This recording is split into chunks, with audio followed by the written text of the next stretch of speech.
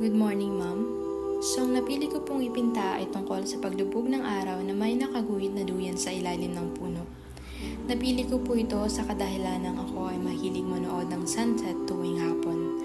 At marami na rin akong lugar na napuntahan na mayroong magagandang anggulo ng paglubog ng araw. Dahil dito sa larawan na ito, ako ay nagkakaroon ng peace of mind kapag nakakakita ako ng larawan ng paglubog ng araw. Kaya't sinubukan ko ang aking sarili sa pagpipinta kahit hindi ako masyadong marunong magpinta.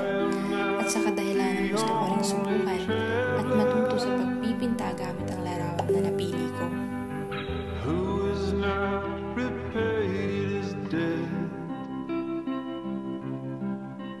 I've been searching for a trail to follow again.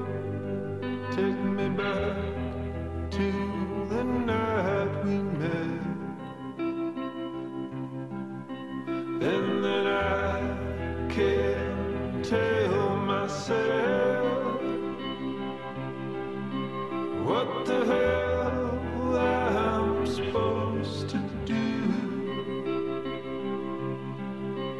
And then I can't tell myself not to rise